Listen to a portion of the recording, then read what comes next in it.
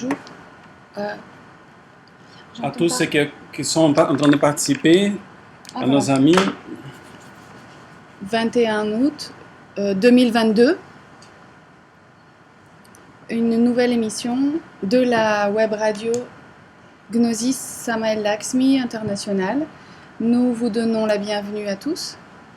Nous sommes contents réellement de pouvoir partager avec vous la connaissance gnostique, des thèmes qui aident à la vie de tous les jours, qui nous aident à être plus heureux et en même temps nous expliquent les mystères que nous ne pourrions investiguer d'une autre manière. Avant d'entrer dans le thème d'aujourd'hui et de vous donner certaines nouvelles, nous aimerions savoir si vous entendez bien. Nous demandons chaque fois la même chose, si vous pouvez nous répondre, pour être sûr qu'il n'y a pas d'interférence dans l'émission de ce programme.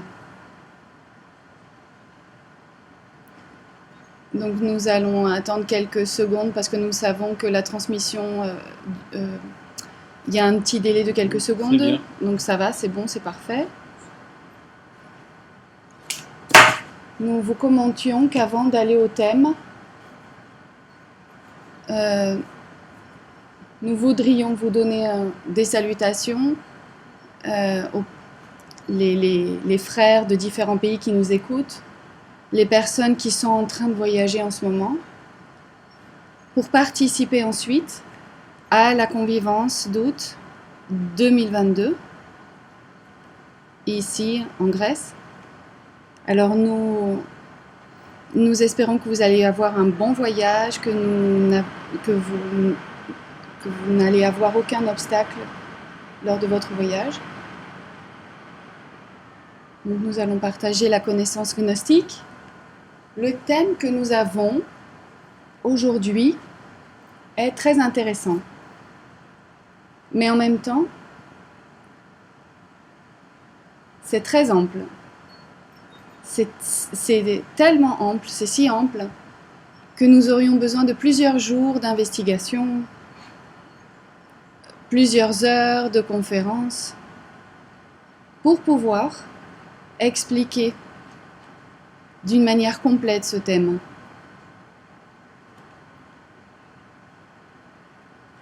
Alors, comme on ne peut pas le faire à travers la radio, on va limiter toute cette information et nous allons la diriger à un seul point de vue, qui est justement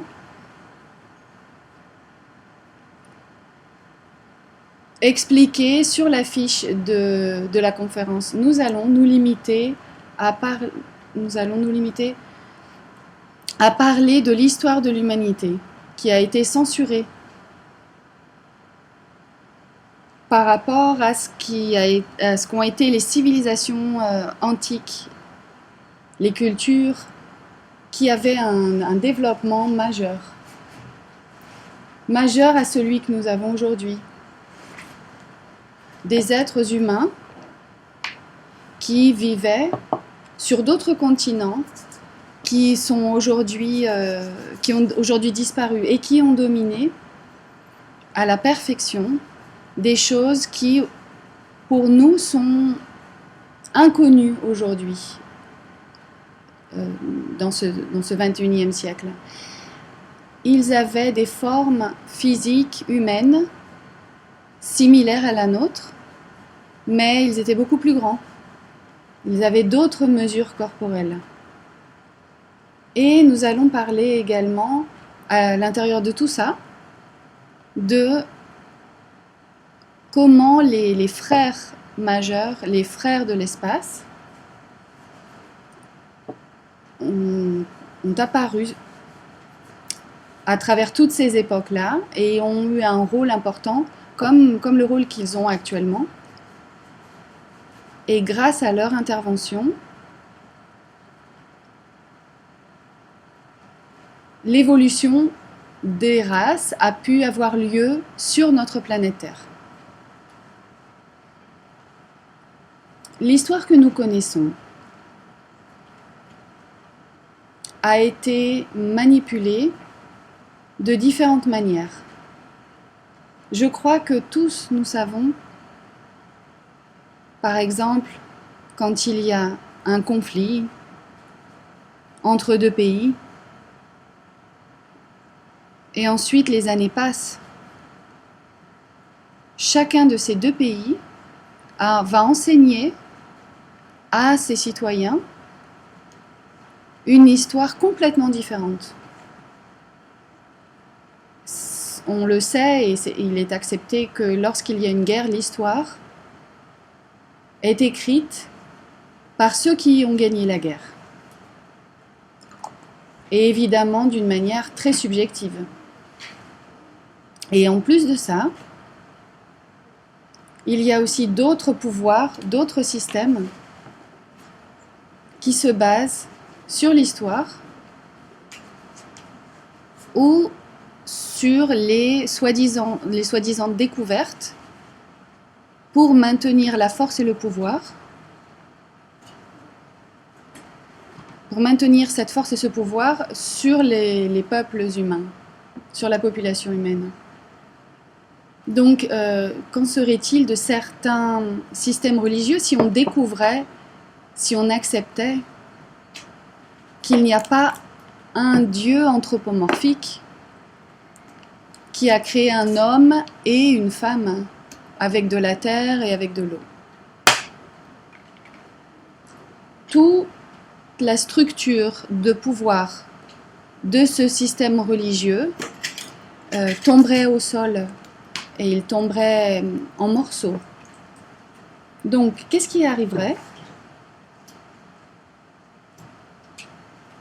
si la science ou les archéologues ou les historiens acceptaient que l'histoire qui se trouve dans les livres, celle que nous apprenons à l'école, au lycée, à l'université, n'est pas comme ce que l'on nous dit, ce que l'on nous raconte. Mais l'histoire est complètement différente par rapport à cette histoire nouvelle d'il y a 3000 ans en arrière que l'on nous raconte. L'histoire de la planète compte des milliers et des millions d'années. Les découvertes qui se font de temps à autre au travers de l'archéologie, si ces découvertes ne sont pas en accord avec ce que l'archéologie veut accepter, vont être rejetées ou vont être expliquées faussement. Ou alors on dira une étude a démontré que les experts ont dit que les investigateurs affirment telle ou telle chose. Parce qu'il y a des systèmes religieux, mais qu'est-ce qui arriverait avec la structure du matérialisme, par exemple, de l'athéisme? Cette théorie qui dit qu'il n'y a pas un principe intelligent, que tout a été créé par hasard, que l'homme vient du singe, donc il est complètement animal, et qu'il n'y a pas de Dieu, et il n'y a pas de loi divine.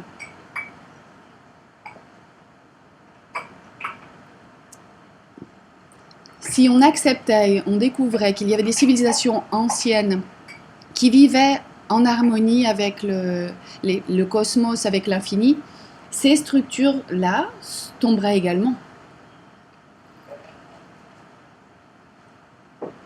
Et il serait suffisant aussi d'investiguer un peu, en tout cas lire un peu les informations que nous voyons sur Internet, puisque nous avons cette technologie.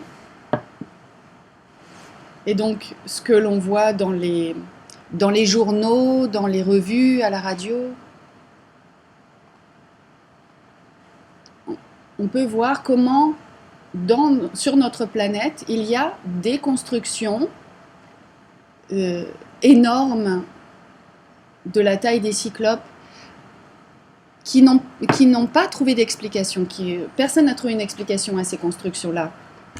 Des constructions comme par exemple les lignes de Nazca en Amérique latine, qui sont visibles seulement depuis un avion, depuis un véhicule aérien.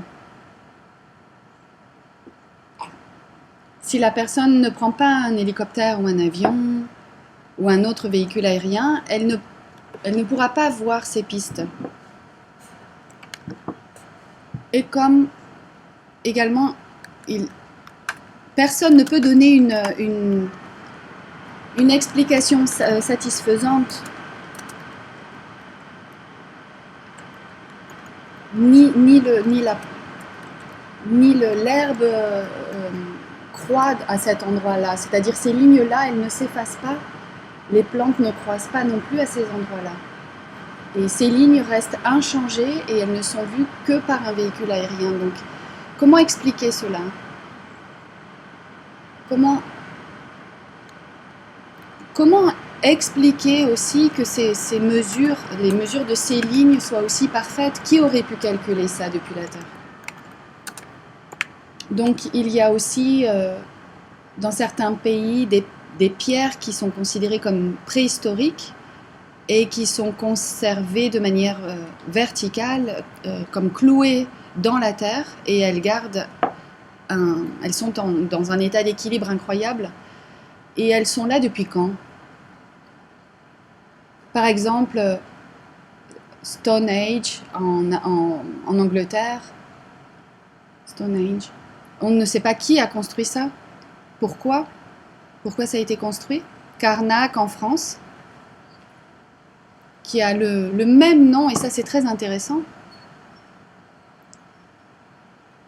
d'un endroit qui s'appelle comme ça aussi, Karnak en Égypte. Ce sont des pierres qui sont très très anciennes et qui datent de plusieurs milliers d'années. Et l'histoire officielle considère que l'homme n'était pas encore apparu sur la face de la Terre. Et si on laisse de côté tous ces sites archéologiques, on trouve aussi face à face avec des sculptures ou des monuments inexplicables. Par exemple, les têtes énormes qui ont été trouvées au Mexique, des têtes en pierre, les têtes toltèques, qui ont presque la même taille que d'autres têtes qui ont été trouvées en Turquie, Menrut Dahi. Comment on peut expliquer tout ça? Les constructions en Égypte aussi, des Abu Simbel au sud de l'Égypte. Quand nous voyons une photographie d'un être humain à côté de ces 4 colosses qui sont assis, si ces statues, au lieu d'avoir été sculptées assises, elles avaient été sculptées debout, de manière verticale, l'être humain actuel, s'il prenait une photo à côté de ces colosses, il n'arriverait même pas à la 10e partie de la hauteur de ces statues.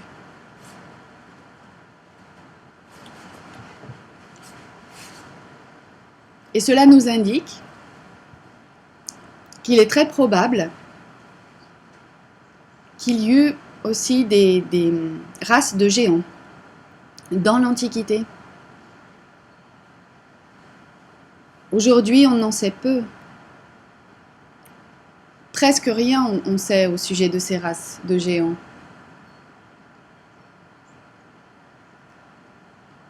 La connaissance de l'existence de ces races, elle est dans les écoles ésotériques, d'un côté, et d'un autre côté, Et malheureusement, ces connaissances sont gardées sous cette clé dans les souterrains de musées internationaux d'anthropologie. Quand ils savent qu'une personne a fait une découverte au sujet de ces civilisations, ils vont trouver ces squelettes géants, ils vont en prendre possession et ils vont les cacher. Et après, on n'en sait plus rien. Il y a des restes de squelettes qui ont été trouvés, qui ont été photographiés. On en a trouvé beaucoup, par exemple, de manière accidentelle, par des personnes qui ne sont pas des investigateurs, qui ne sont pas des archéologues, de manière spontanée. Et il y a des autorités du pays qui ensuite se sont appropriées de ces squelettes. Et tout reste dans le néant ensuite. On ne sait pas ce qui s'est passé avec ces restes-là. On pourrait citer un des musées très importants à Washington.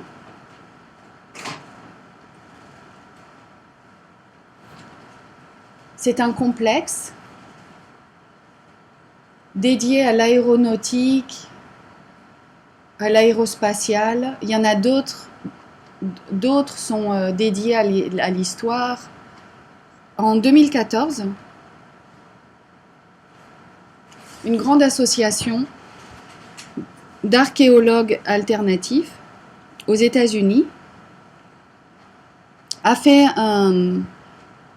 traîné devant un tribunal ce musée de Washington parce qu'ils avaient des preuves, ils les ont présentées. Parce que chaque fois que les autorités du musée recevaient des restes de géants ou des choses qui n'étaient pas en accord avec l'histoire officielle, ils les détruisaient. Ils détruisaient ces preuves. Ou alors ils les cachaient. Ou encore, elles allaient dans des collections particulières, de particuliers. Si nous allons ensuite aux traditions, nous allons de manière très rapide parler de sites archéologiques. Nous pouvons parler de la découverte de squelettes géants qui ont 4 mètres de haut, qui ont un fémur dans la main et qui ont par exemple une mesure qui ne peuvent pas appartenir à un être humain commun, à un être humain ordinaire. Si maintenant on va aux mythes, aux histoires, aux légendes,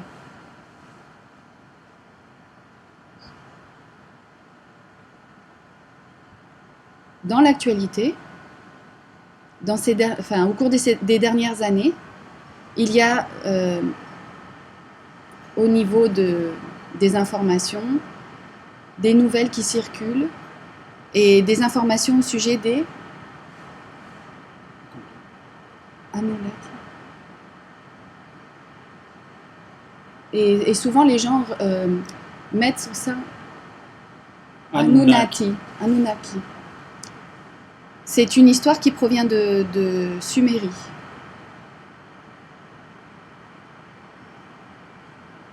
Cela fait partie de la mythologie sumérienne et on en parle beaucoup actuellement. Et il faut s'arrêter et réfléchir un peu. Et par rapport à la mythologie qui existe sur la planète Terre, pour savoir quel pourcentage d'histoires sont véritables et d'autres sont imaginaires.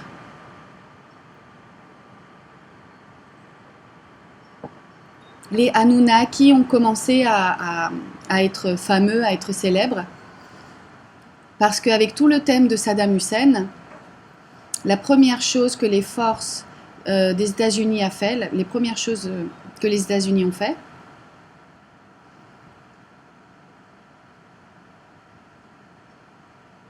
n'a pas été d'essayer de trouver des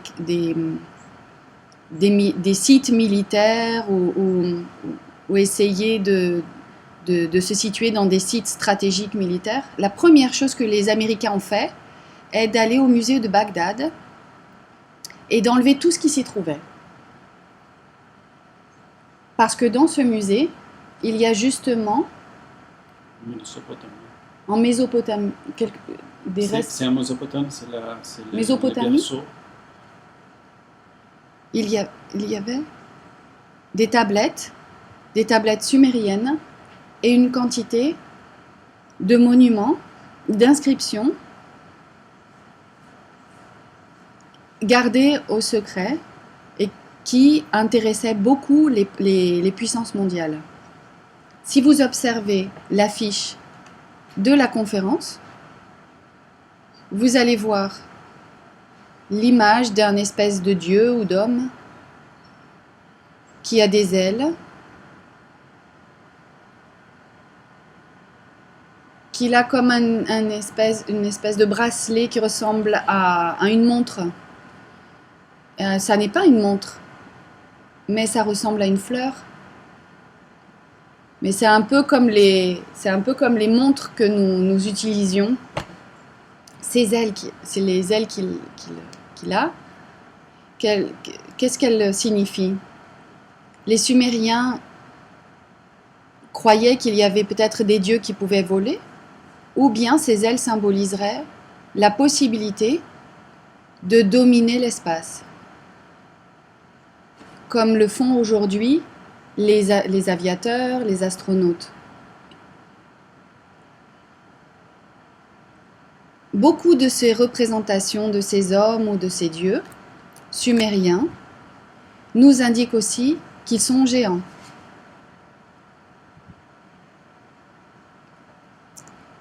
Il y a une sculpture aussi où il y a un dieu similaire à celui qu'on voit sur l'affiche, à un lion. Comme si c'était un petit chien. Il le porte comme s'il portait un petit chien. Et le maître Samael dit, en parlant de l'Atlantide, que les lions n'étaient pas comme ceux que nous avons aujourd'hui. Ils étaient un petit peu plus petits. Et les Atlantes les avaient chez eux comme des animaux domestiques. Comme aujourd'hui nous avons les chiens et les chats. Et les lions n'étaient pas agressifs comme ceux que nous avons actuellement. Si nous continuons à investiguer et nous laissons la Sumérie de côté, oui, mais ce sont des civilisations, on pourrait dire, antérieures à l'époque chrétienne. Dans le christianisme, on ne nous enseigne rien à ce sujet. Mais maintenant, nous allons à la Bible. Et la Bible, dans l'Ancien Testament, parle beaucoup de géants à différents endroits de la Bible. Dans la Genèse, dans le chapitre de Genèse, il y avait des géants.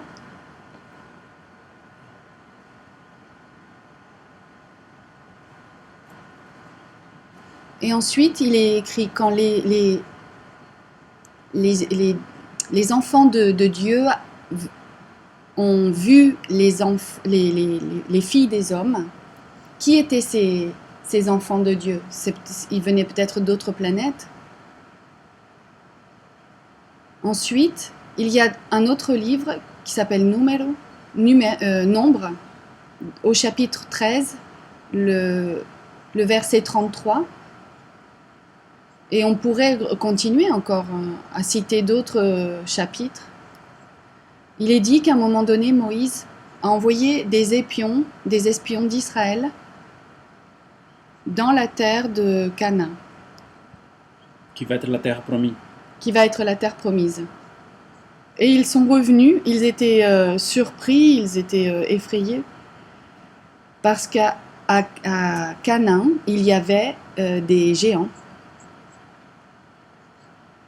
Et là, il est écrit, nous avons vu des géants, des races de géants, et nous étions comme des langoustes à côté d'eux.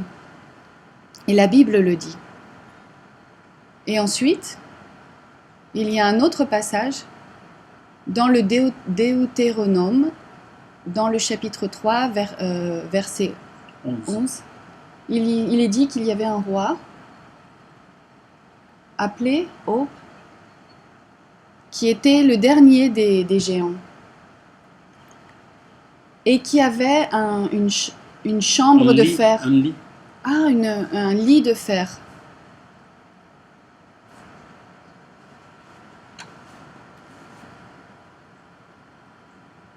Alors, il était dit 9 coudes de large, enfin qu'il était très grand. Si on le passe à des mesures actuelles, 4 mètres de large et 1,80 m de long. Ah non, Non, voilà. non, le contraire. 4 4 mètres de large, long. 4 mètres de profondeur. Les lits. Et donc il y a une information qui a été connue sur l'existence des géants, et ensuite elle a été perdue ou elle a été cachée.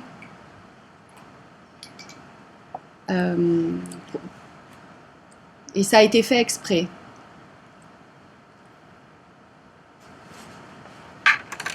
Nous ne nous fatiguons jamais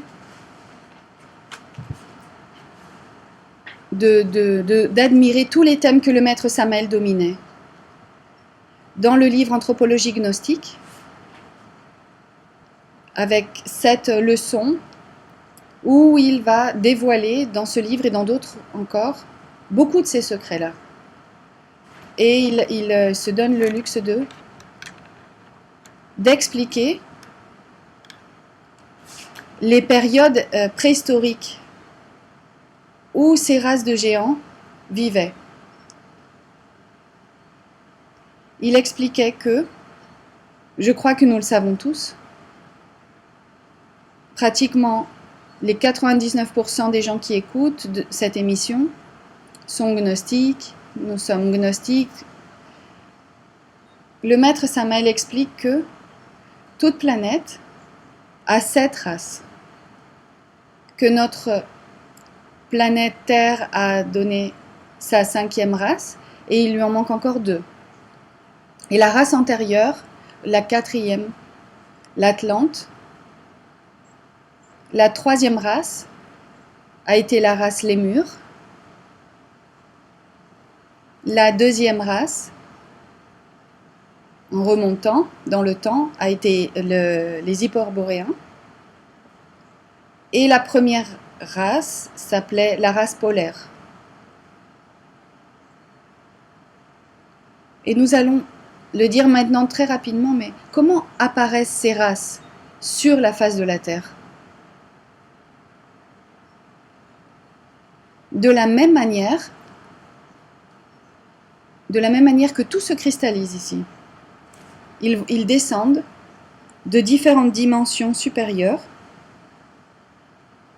jusqu'ensuite se cristalliser dans le plan physique, dans la 3e dimension. Le maître Samael dit que les dieux de la nature ont travaillé énormément pour créer des êtres autoconscients. Qui sont les dieux de la nature ? Il nous dit des dieux. Il ne nous dit pas le nom d'une divinité en particulier. Il parle au pluriel. Les dieux de la nature, nous dit le maître Samael.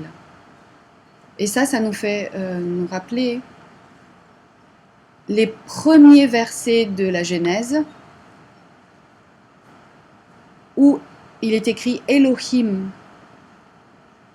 Elohim a commencé la création et a créé l'homme. Et l'a créé mâle et femelle. Elohim signifie Dieu et déesse. Mais supposons qu'il y avait quelqu'un,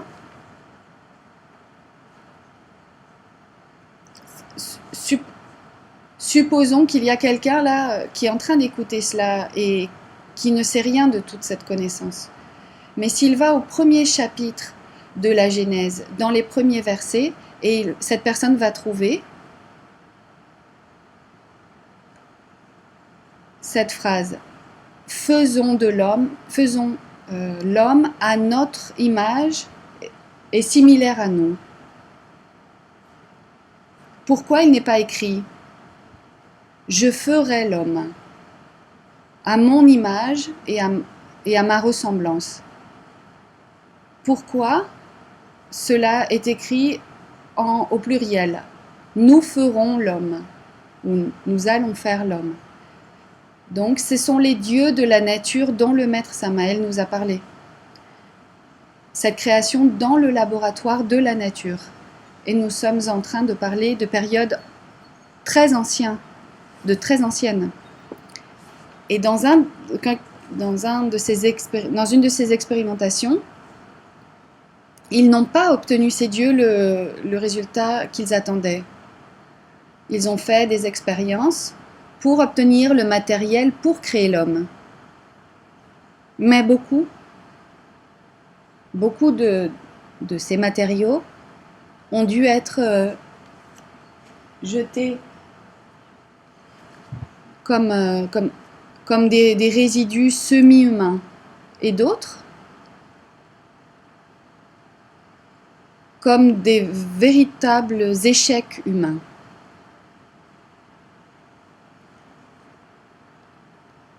Les dieux font encore des efforts pour créer l'homme. Et ils ont déposé dans nos glandes endocrines tout le matériel, les outils, pour que nous soyons de véritables humains.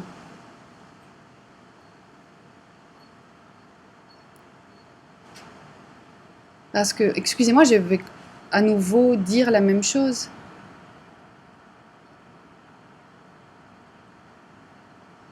On ne peut pas parler de tous les détails parce que, en fait, si je parle de tout, ça prendra 3 ou 4 heures. Il y a apparemment une contradiction parce que si l'homme est une expérimentation des dieux de la nature dans la première race, dans la deuxième race, et arrive à sa splendeur maximale dans la troisième race, comment se peut-il qu'après, nous parlons de la chute? Et comment nous terminons dans cette situation actuelle où nous nous trouvons comme des machines humaines, des mammifères rationnels? Comment cela est-il possible si l'homme a été créé dans un état de paradis? Ensuite, comment avons-nous pu tomber et ensuite nous relever? Tout ce que nous sommes en train de dire est gravé, est enregistré dans la mémoire de la nature, parce que la nature a une mémoire. Ces mémoires de la nature s'appellent les registres akashiques. Il y a une prophétie du maître Samaël qui, selon moi, a déjà dû s'accomplir. Mais on ne le donne pas à connaître de façon publique. Ça n'a pas été dit publiquement. Mais à un moment donné, il est dit que les scientifiques vont découvrir une façon de transformer les ondes sonores du passé en images, de capter tout ce qui est arrivé dans le passé et le mettre sur un écran, comme ce que nous avons aujourd'hui, enfin quelque chose de semblable, pour voir la véritable histoire de l'humanité. Et cela, c'est presque sûr que des gouvernements ont déjà ce pouvoir.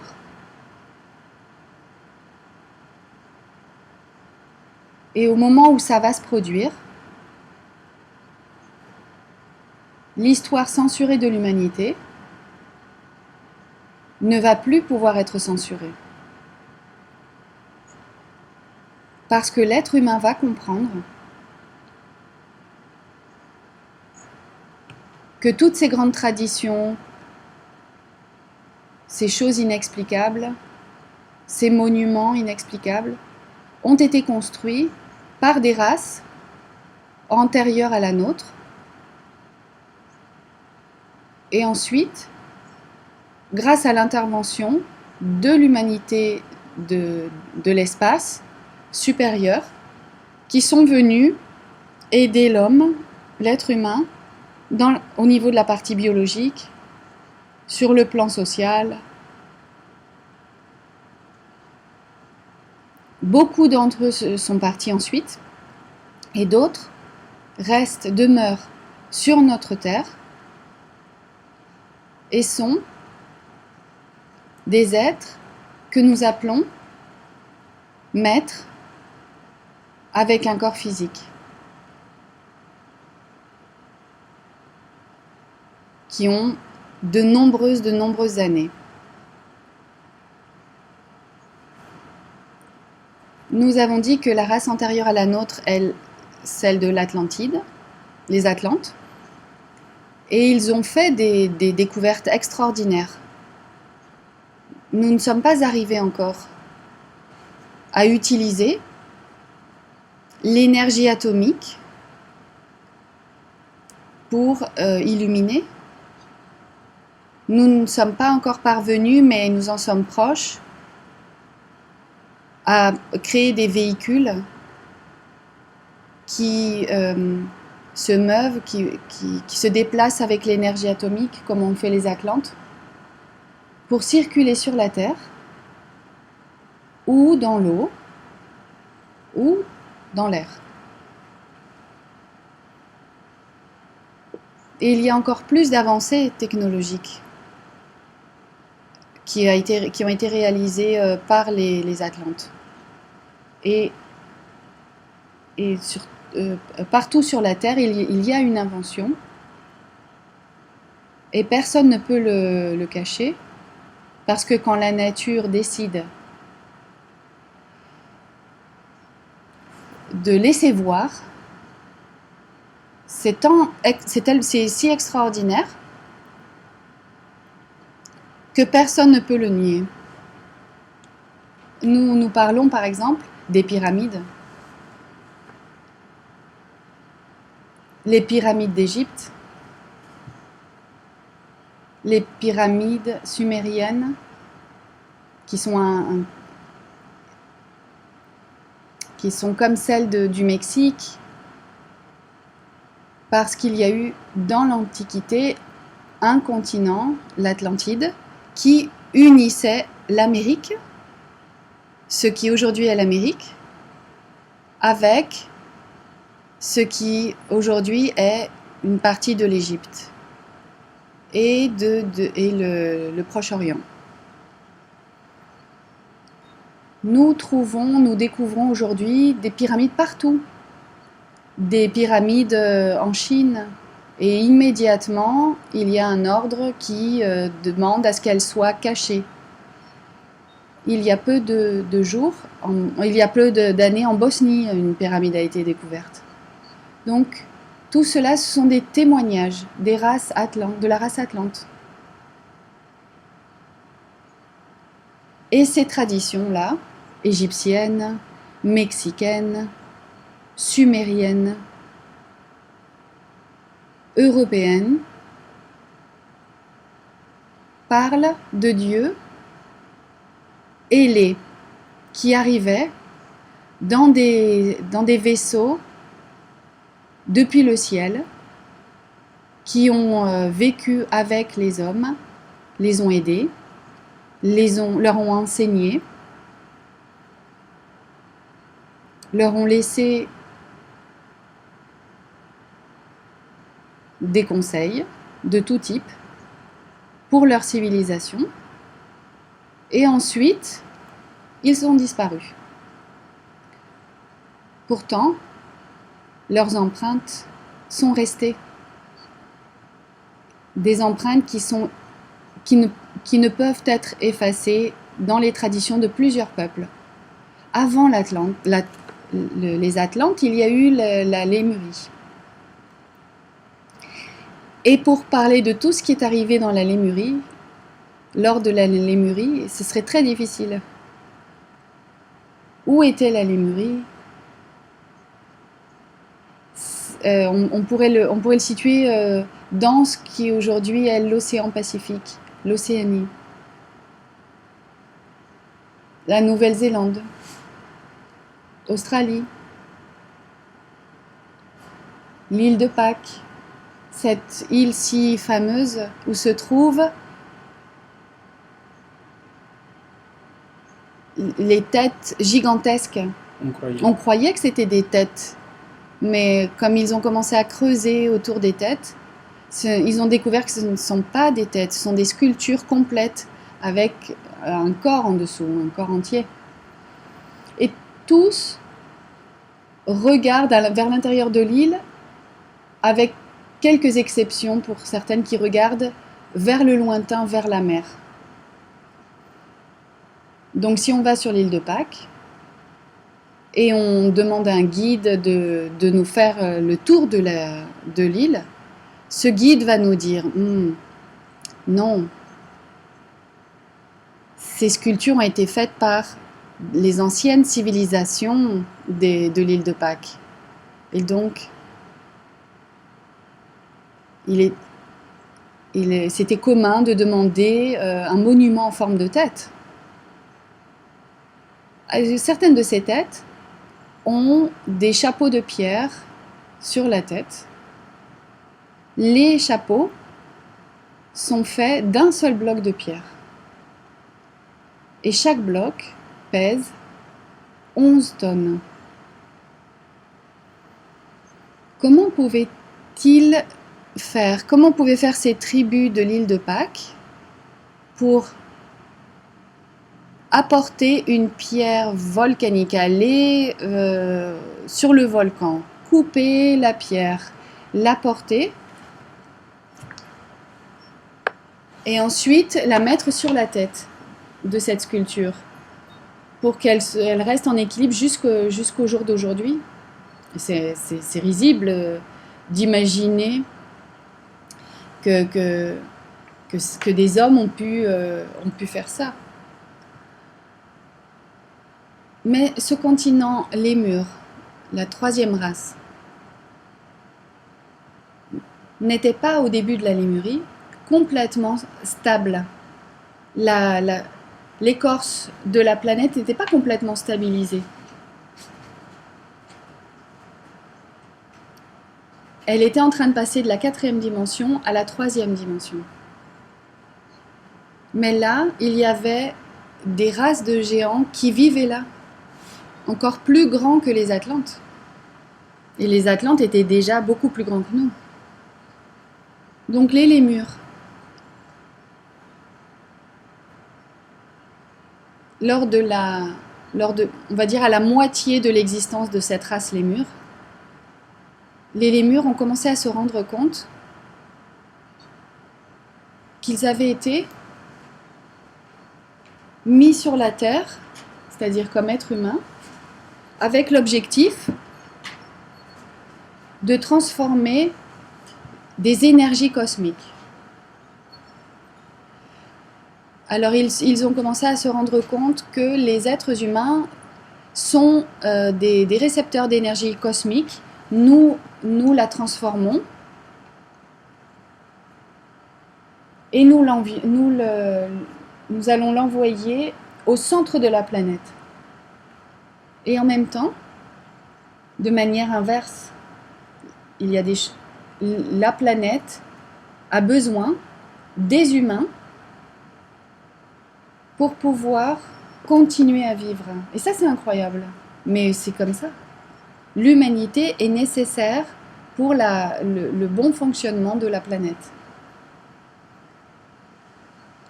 Et à la moitié de cette race, les murs,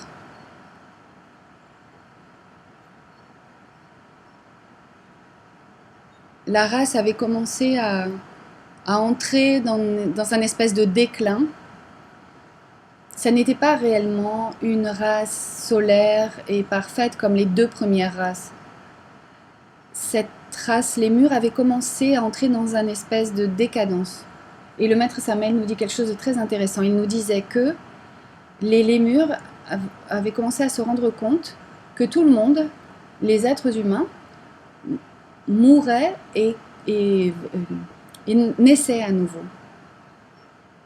Mais quand l'être humain devenait très perverse dans cette race de la Lémurie, les personnes ne reprenaient pas un corps physique, elles arrêtaient de naître.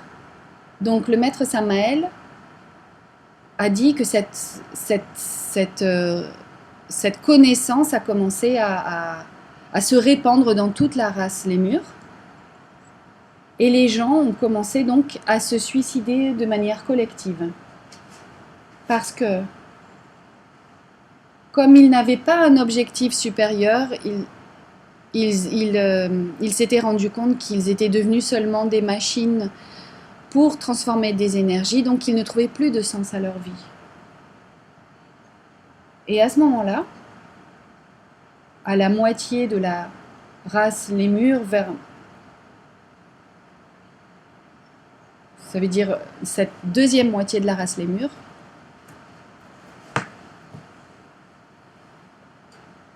donc nous allons parler de quelque chose que nous connaissons, mais nous allons le voir d'une manière différente, parce qu'il faut savoir interpréter l'enseignement du maître Samael. Donc à ce moment-là, les traditions disent que, à cette époque de la Lémure, il y a une comitive, une commission sacrée, un groupe d'hommes sacrés sont venus dans un vaisseau spatial, un vaisseau cosmique, des individus sacrés qui sont venus dans un vaisseau cosmique. Le maître Samael nous le dit très clairement. Et cette commission sacrée était très importante. Elle est venue étudier les processus évolutifs et involutifs de la planète et de l'humanité. Il y avait 2 individus sacrés qui commandaient tout le groupe. Le premier était l'ange Sakaki, l'archange Sakaki. Et le deuxième était l'ange Loisos, Archifisico-chimico. archiphysique, chimiste. Donc ils sont venus dans un vaisseau cosmique. Cela signifie que, à l'époque, dans la Lémurie, il y a eu l'intervention des frères de l'espace, qui étaient des hommes solaires. Et donc, c'est pour ça qu'on parle d'anges et d'archanges, c'est parce que ce sont des niveaux initiatiques. Ils avaient des connaissances extraordinaires au niveau de la physique, de la biologie, de la chimie. Ils sont venus sur la Terre pour examiner le problème. Et ont considéré qu'il y avait... il fallait réadapter l'être humain, réadapter la machine humaine. Donc il fallait le réadapter pour qu'il ne continue pas à se suicider. Et deuxièmement, pour qu'il continue de transformer ses énergies cosmiques, mais pour aussi stabiliser l'écorce terrestre. Donc ils ont fait leurs calculs et ils en sont arrivés à la conclusion que cela pourrait être possible en adaptant à l'être humain un organe, ce que nous appelons l'organe condartiguateur. C'est le feu du coccyx développé vers le bas de manière descendante. C'est un feu négatif et qui a été recouvert ensuite avec une queue physique, comme la queue que l'on voit chez les singes. Et donc, après la visite de ces 2 individus sacrés avec la commission, les habitants de la Terre, les lémures, ont commencé à porter cet appendice, cette projection de leur épine dorsale. Je me souviens que quand j'ai écouté la première fois cette information, je me souviens plus si c'était en première chambre ou en deuxième chambre, et ensuite j'ai lu les livres du maître Samael où il expliquait, lorsque j'ai commencé à étudier l'enseignement gnostique. Au début, je l'acceptais, oui, parce que toutes les choses palpables que la connaissance gnostique nous apporte m'avaient servi, donc j'en connaissais la logique, mais ça m'a toujours paru quelque chose proche de la science-fiction. Aujourd'hui, en 2022, avec d'autres connaissances au niveau technologique que possède l'humanité, au niveau de la biotechnologie, au niveau de l'expérimentation génétique, je me rends compte que cette histoire qui semble être de la science-fiction n'est rien d'autre que la description d'une altération génétique faite aux lémures par des frères de l'espace qui sont venus pratiquer cette intervention sur la planète Terre. Et cette transformation n'a pas été réalisée en un jour, ça a pris des milliers d'années. Ce sont des périodes de temps qui ne signifient rien là pour nous, qui représente autre chose, mais l'archange Sakaki a commis une erreur, nous dit le maître Samael. Il a laissé plus de temps qu'il ne fallait cet organe dans les êtres humains. Après plusieurs siècles, quand cette commission est revenue sur la Terre, Sakaki n'est pas revenu. C'est Loïsos qui est revenu avec d'autres maîtres. C'était un archi-séraphin qui s'appelait Sebotarta.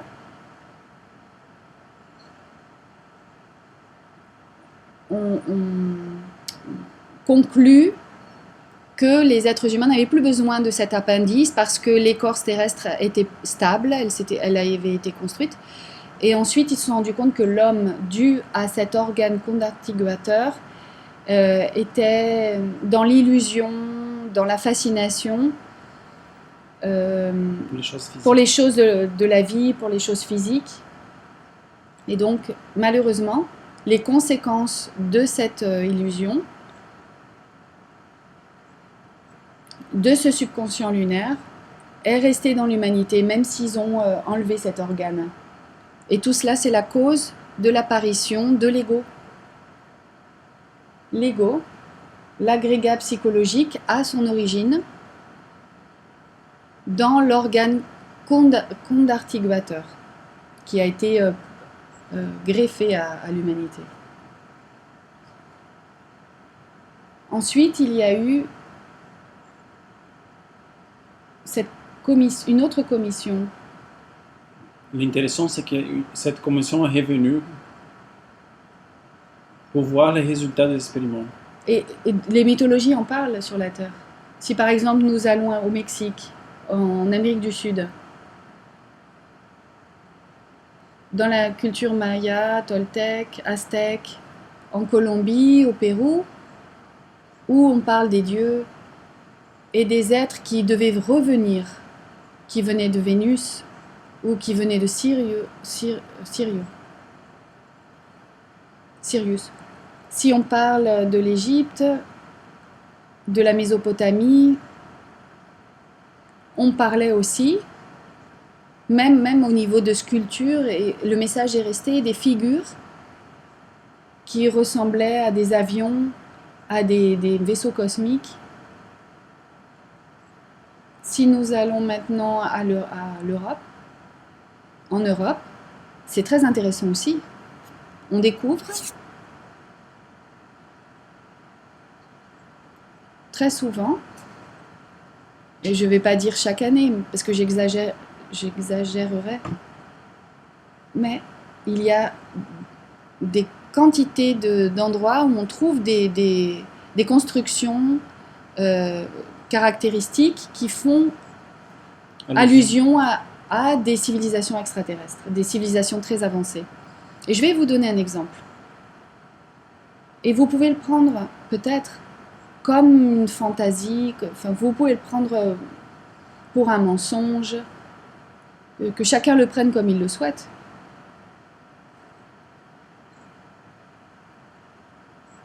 En tout cas, cela existe. Il y a peu, nous sommes allés en Roumanie. Nous sommes allés sur une montagne, Musehi, Buceci, c'est comme ça qu'on le prononce, peut-être en roumain, excusez-moi la prononciation. Mais cette montagne a des pierres très anciennes. Et les archéologues disent qu'elles ont des millions d'années, ces pierres.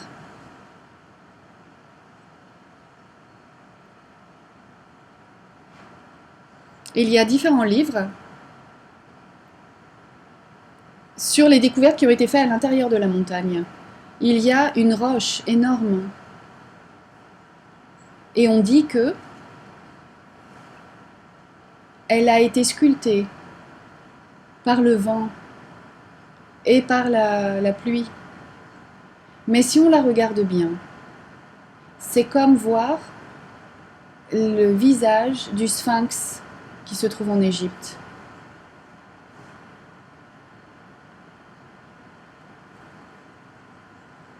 Il y a des personnes, il y a un auteur, mais je ne me souviens pas de ce nom, il est roumain, c'est un homme qui a écrit différents livres par rapport aux découvertes qui ont été faites dans cette montagne ou sur cette montagne. Et donc il y a de ça plusieurs années, en 2003, le gouvernement roumain, le service secret roumain, la CIA, le président des États-Unis, des loges secrètes également, maçonniques. Tous ces gens ont essayé d'obtenir l'autorité à l'accès, l'autorité en ce qui concerne l'accès à cette montagne et les découvertes qu'on y fait. Qu'est-ce qu'ils ont découvert? Ce groupe de Roumains qui est entré là pour la première fois, ils ont dit qu'ils ont découvert des mouvements d'énergie, des boucliers d'énergie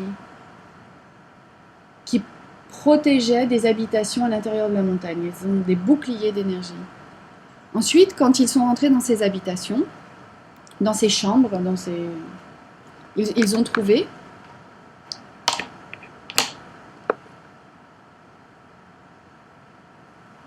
on n'a plus de son, excusez-nous.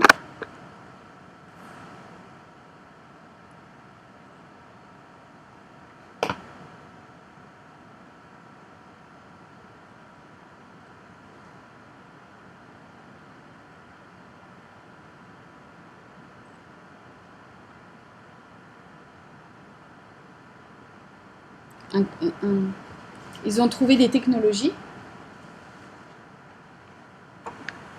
des technologies qui ne sont pas humaines, qui ne sont pas de la Terre, qui proviennent d'êtres d'autres planètes. Ils ont trouvé aussi, mais en fait il y a d'autres histoires, dans d'autres pays du monde. Quand le gouvernement y trouve quelque chose de ce type, il utilise des gens qui sont psychiques, des gens qui ont des capacités psychiques. Ils vont aussi sur ce genre de site avec des soldats, etc., qui vont guider l'expédition, mais ils vont faire appel à des gens qui ont des capacités psychiques, qui vont leur dire où ils doivent investiguer, rechercher, vers quel endroit ils doivent se diriger. Dans la Lémur, il y avait aussi le fondateur des collèges d'initiés de la Loge Blanche, le vénérable maître Sanat Kumara, qui est arrivé sur Terre,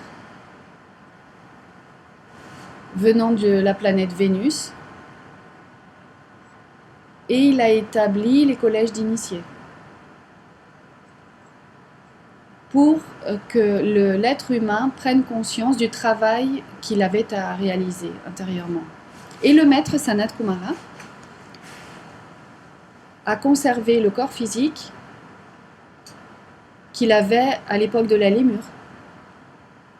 Et il vit avec d'autres maîtres Lémur qui ont un corps depuis l'époque de la Lémur.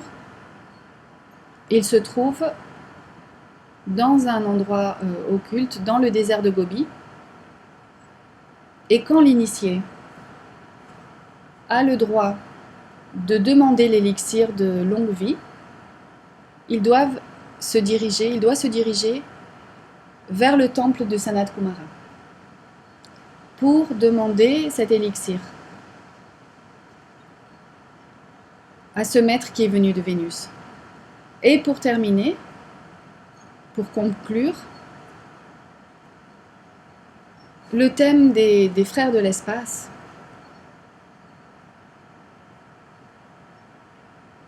est, d'une manière ou d'une autre, mis dans notre mental, existe dans notre mental depuis que nous sommes petits.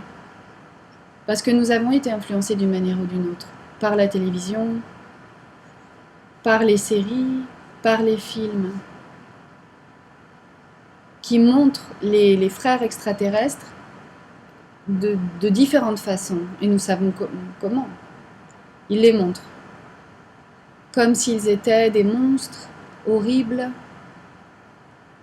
ou des reptiles, ou des formes, difformes, méchants, qui souhaitent venir à la Terre pour nous envahir. Et il faut lutter contre eux avec toutes les armes à disposition. Il les montre comme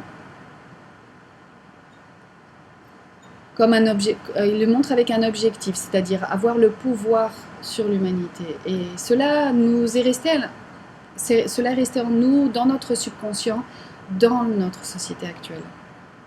Si nous demandons à une personne ordinaire, si nous lui demandons ce qu'il pense des extraterrestres, des frères de l'espace, on verra la manière dont on a été programmé.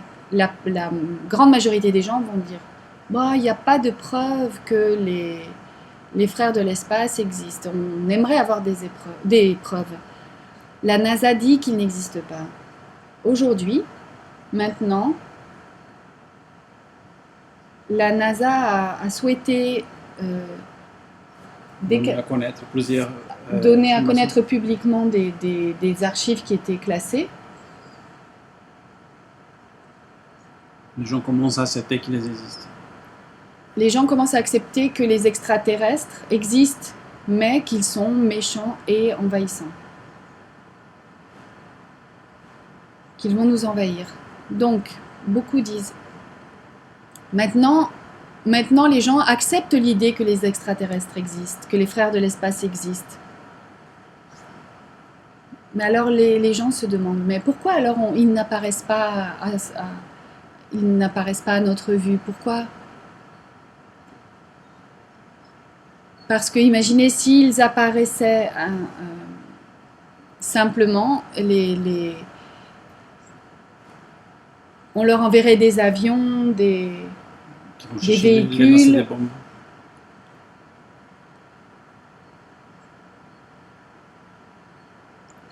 Et qu'arriverait-il si une armée arrivait devant un vaisseau spatial?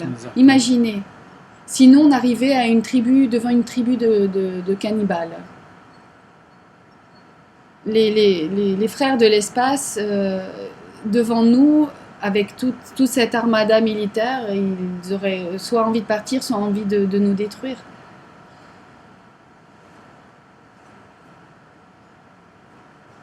Les humanités qui habitent les différentes planètes sont des humanités solaires. Au niveau de la galaxie, au niveau intergalactique, ce sont des humanités supérieures qui veulent aider notre humanité, parce qu'il y a beaucoup de planètes. Combien y a-t-il de planètes dans notre galaxie, dans d'autres galaxies, des millions et des millions de planètes qui sont habitées. Mais cela ne signifie pas que dans toutes les planètes, il y ait des civilisations supérieures qui les habitent. Il y a des humanités qui en sont à notre niveau et même qui sont à des niveaux inférieurs aux nôtres.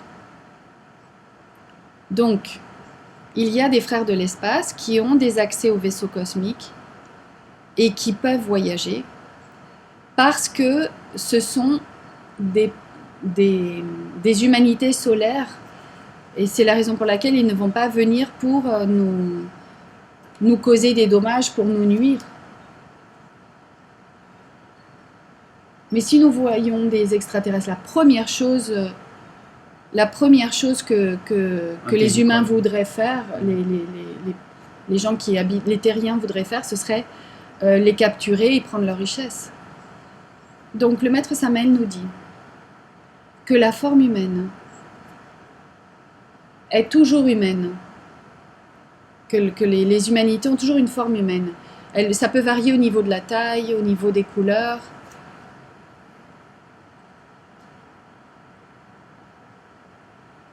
Il peut y avoir des caractéristiques différentes au niveau du corps, mais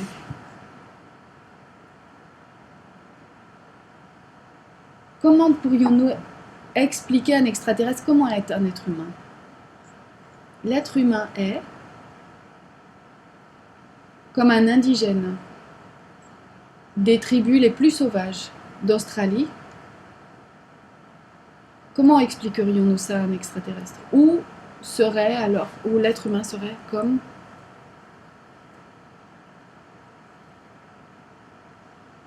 un scientifique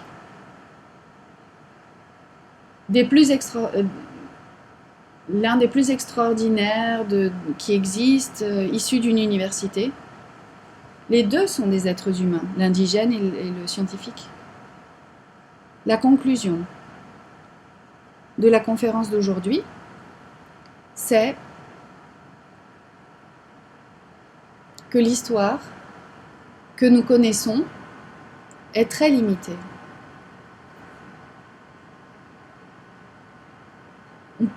On pourrait dire que c'est comme un mensonge qui a été encadré, où on a laissé de côté des cultures supérieures à la nôtre, qui nous indiquent que l'être humain peut passer de l'état lunaire à l'état solaire. Et des traditions qui nous disent que nous ne sommes pas seuls dans l'univers, que nous ne sommes pas seuls même sur la Terre, que les frères de l'espace sont une réalité, qu'il y a des vestiges partout de ces existences des êtres humains, de ces êtres sur la planète, et qu'ils sont aussi, et qu'ils savent aussi le danger que nous sommes en train, ils connaissent le danger que nous sommes en train de courir, et qu'ils sont venus maintenant, à cette époque, ils sont venus nous aider. Nous ne pouvons pas penser de manière si égoïste et limitée.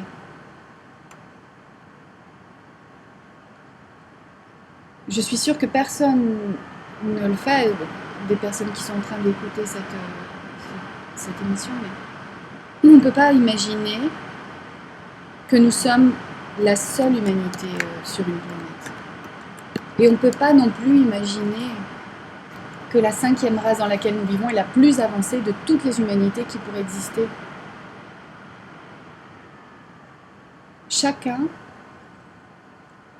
Chacun a la possibilité de collaborer avec cette expérimentation des dieux dans la nature pour devenir un homme et une femme solaire et obtenir la grâce divine à un moment donné d'entrer en relation avec ces visiteurs, avec ces personnes, ces êtres qui viennent nous aider.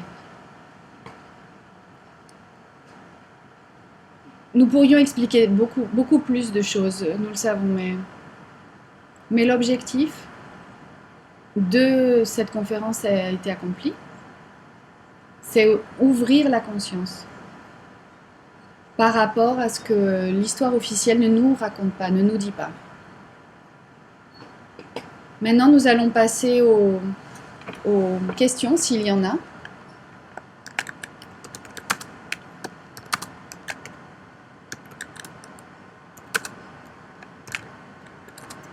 Nous allons voir s'il y a quelqu'un qui a une question à poser.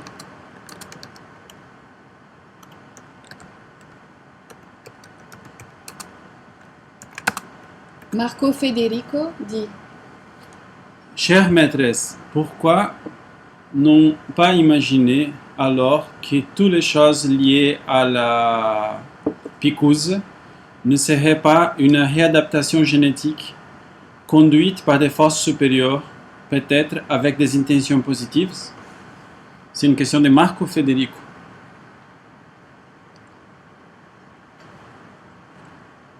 Ça attire beaucoup mon attention, Marco Federico, qui pose justement cette question. Parce que ce que nous sommes en train de vivre depuis 2 ans, ça n'est pas manipulé ou exprimé par des forces supérieures. Itziar nous dit: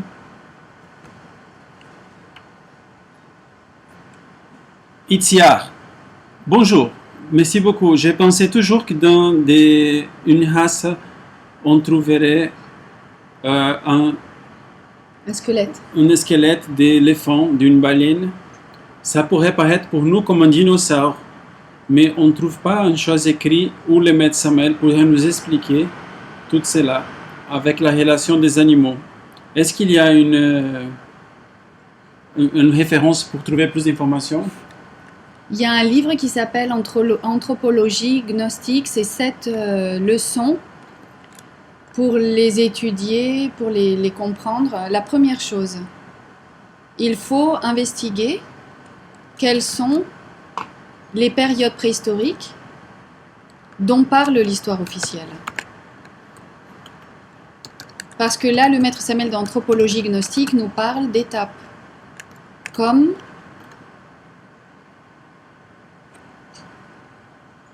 l'époque mésozoïque. Oui, comme parlent les scientifiques, mésozoïque, etc. Dans ce livre-là, tu peux trouver les informations Itziar. De France, il dit une cite de Napoléon où il dit que l'histoire, c'est une suite d'événements, des mensonges autour desquels nous sommes en accord.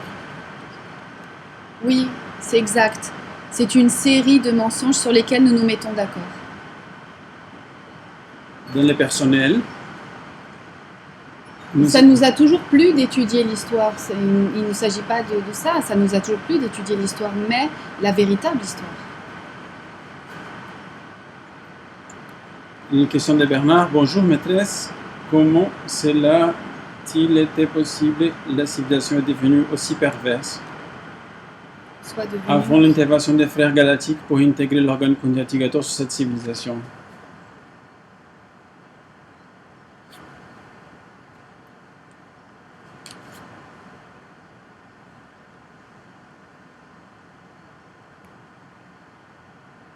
Alors, ce qui arrive, c'est qu'il faut savoir interpréter bien interpréter le mot pervers. Ce qui arrive, c'est que quand l'être humain s'est rendu compte, dit qu'il était seulement une machine d'énergie, de transformation d'énergie, rien de plus, il a commencé à entrer comme dans une forme de désillusion. Avec des termes actuels, on pourrait dire qu'il était dans une dépression collective, où les gens n'étaient plus intéressés par... Rien ne les intéressait. Et la seule chose était de vouloir se suicider. Et c'est contre les lois cosmiques de commettre le suicide. Dans ce sens, ils sont devenus pervers. Ils sont devenus dépressifs. Et ont commencé à se suicider. Et donc, ils n'avaient plus le droit à prendre un corps physique à nouveau puisqu'ils avaient commis le suicide. Une question de Anna et David de Guadalajara.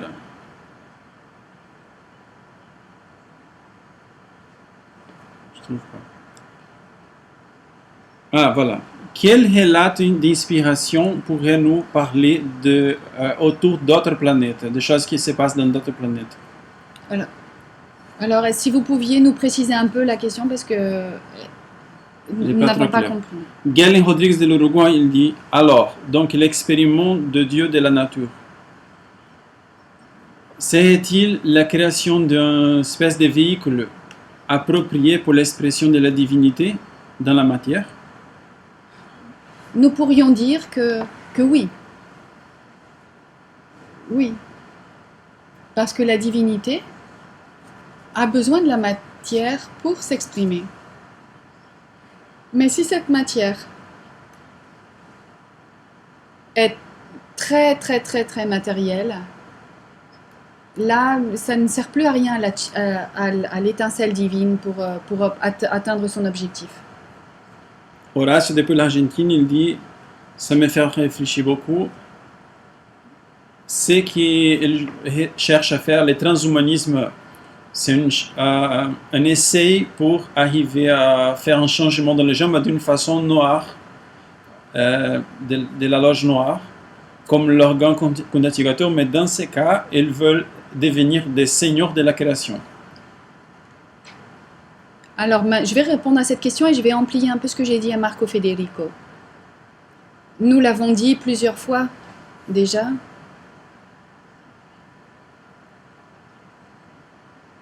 Ceux qui veulent accepter cela, c'est très bien.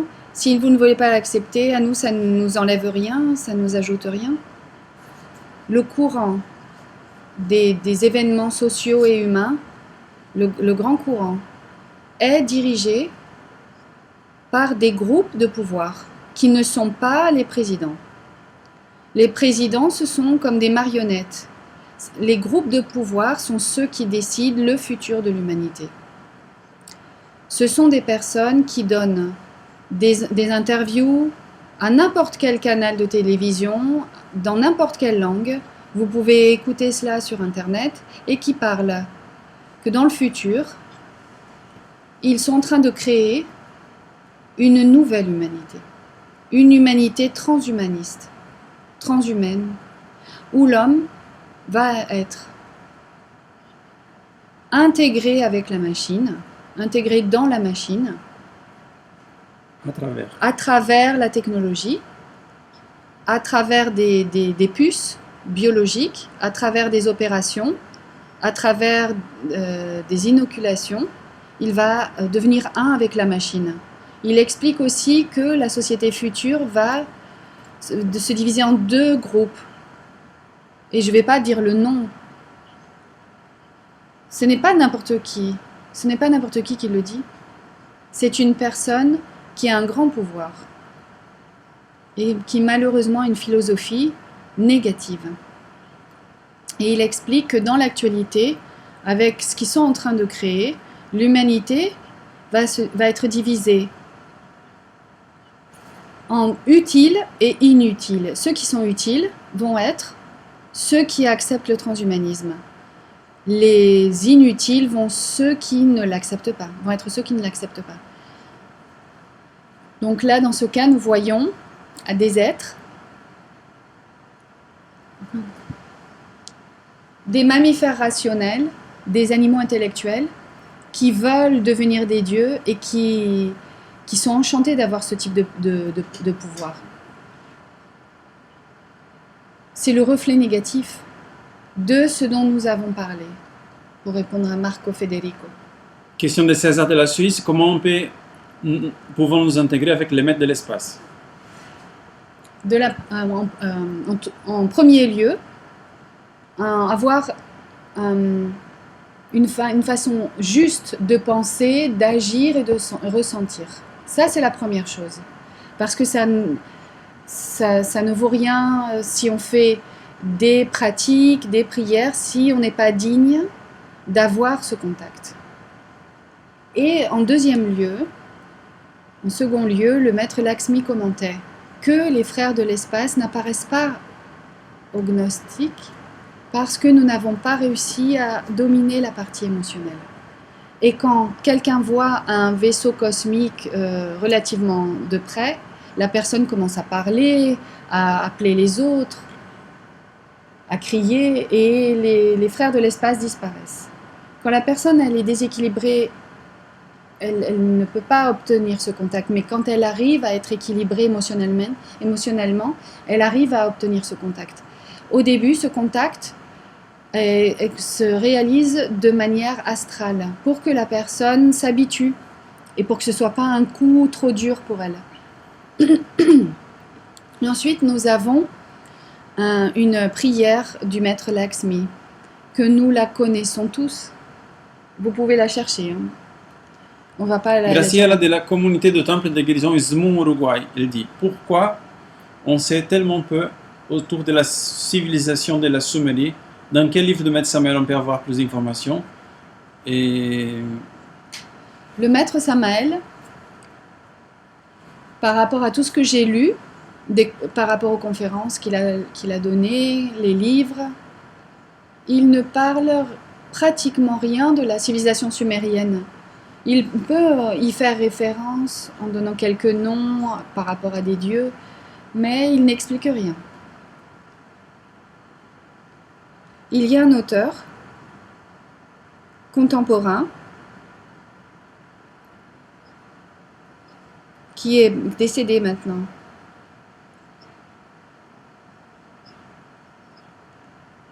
c'est Charles Sitchin. C'est un écriteur. Non, un auteur. Un auteur. Qui parlait le sumérien. Et il a réussi à interpréter des tablettes sumériennes. Mais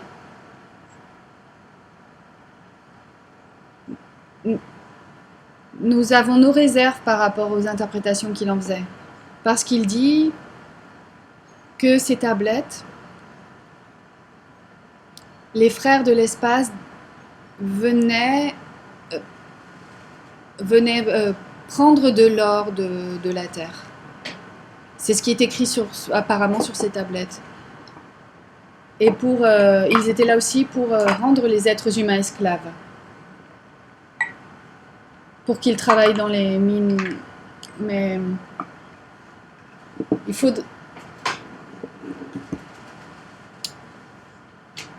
faudrait avoir un livre sérieux sur la tradition sumérienne.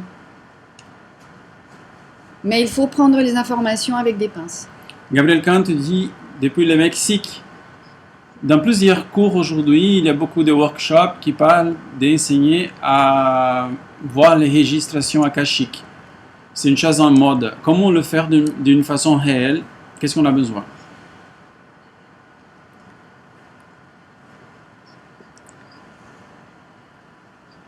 Ce serait merveilleux si on pouvait avoir accès au travers des ateliers au registre akashique. Moi, je m'inscrirais si c'était possible.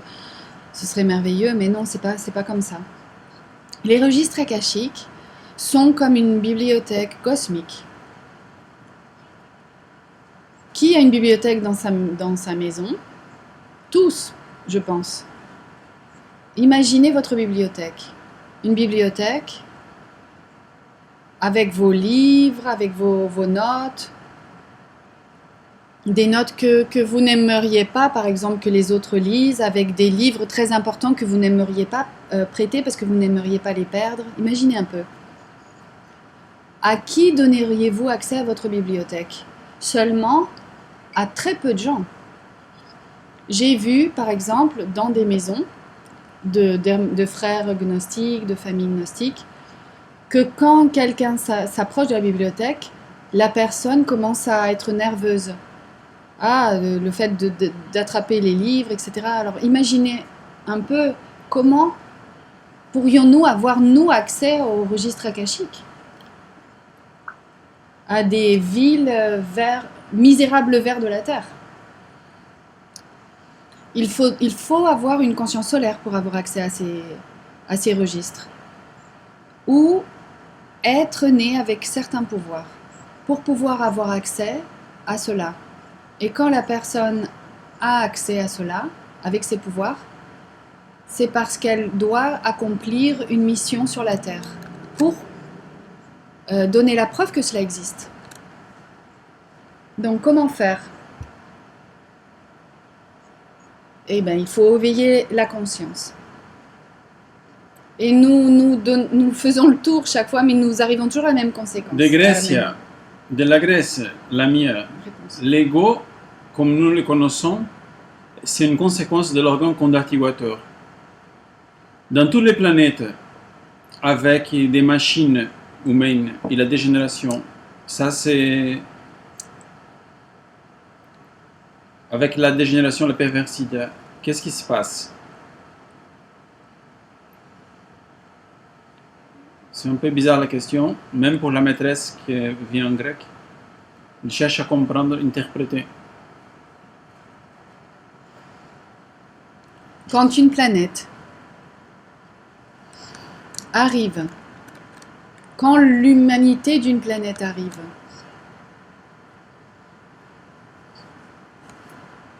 à l'état, par exemple, comme l'état dans lequel se trouvait dans la race Lémur, cette planète se trouve,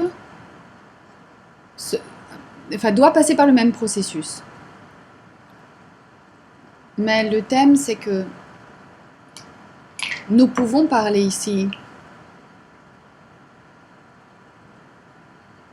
Nous pouvons avoir un contact avec des humanités supérieures.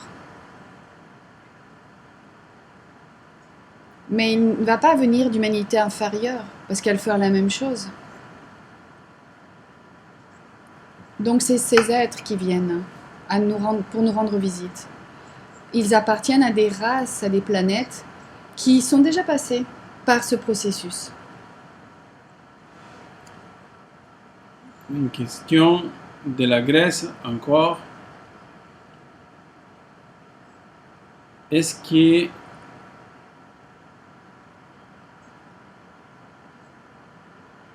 une partie de l'humanité des géants pourrait avoir la vie, elle pourrait exister encore dans l'intérieur de la Terre, comme est parlé dans un livre qui s'appelle Les mystères de la Terre creuse. Oui, bien sûr. Ça, c'est un autre thème énorme. La Terre est creuse. Il y a des humanités à l'intérieur de la Terre. Les hommes bleus dont nous parle le maître Samael dans le livre En regardant le mystère. C'est une humanité qui a même été depuis lors évacuée de cet endroit. Le maître Lakshmi nous Secharia Sitchin, c'est le nom de l'auteur qu'ils ont parlé tout à l'heure, de l'anthropologue qui a interprété les tablettes des Sumériens. Secharia Sitchin. Question d'Anastasia, de Russie. Toutes les planètes ont les mêmes hiérarchies ou chaque planète a sa propre hiérarchie?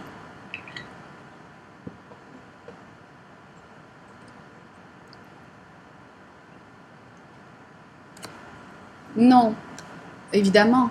Chaque planète a sa propre hiérarchie, dans le sens où chaque planète a un logos, une conscience planétaire qui la régit.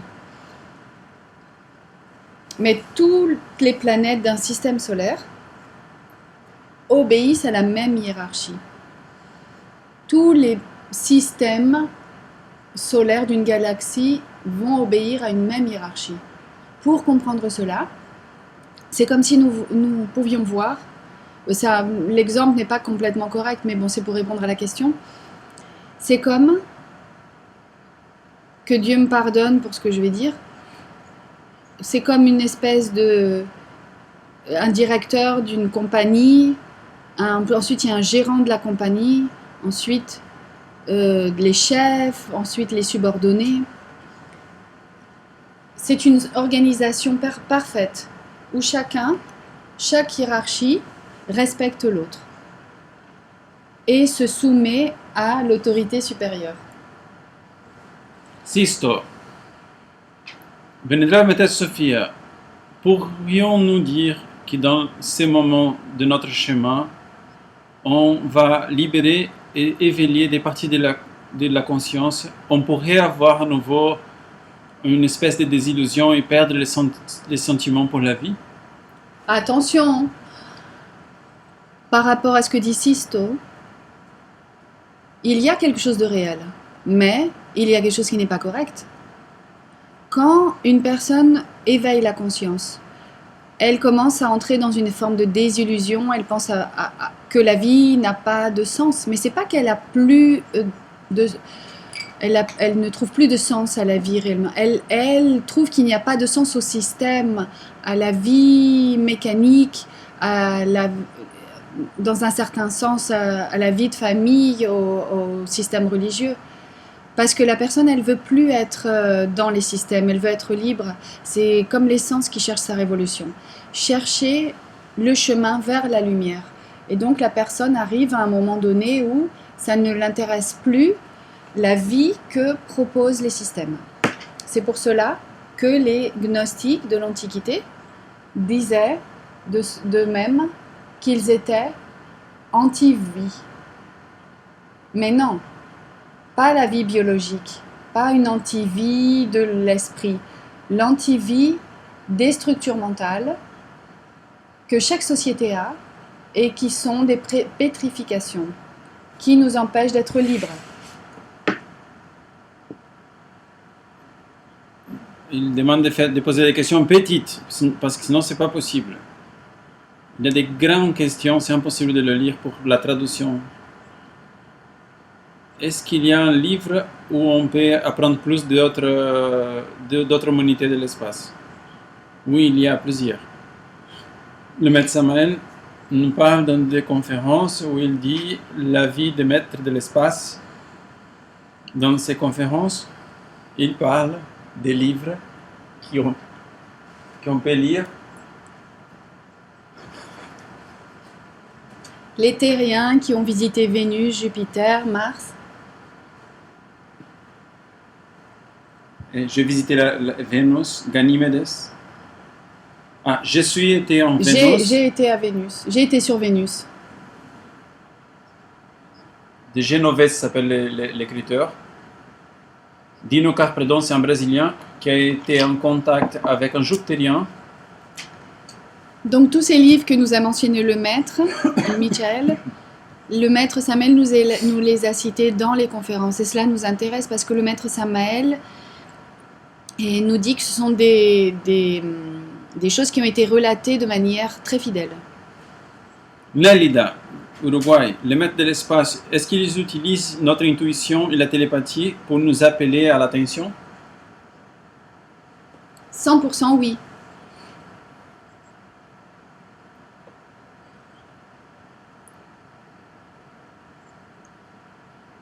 On n'a plus de questions. Merci beaucoup de votre patience pour nous avoir accompagnés jusqu'à la fin de la conférence. Nous vous remercions de vos interventions et nous vous disons au revoir jusqu'au mois prochain sur la web radio. Nous vous souhaitons un bon voyage à toutes les personnes qui vont venir à Lyon 13 en Grèce. Et nous nous retrouverons ensuite sur la web radio. Bon après-midi.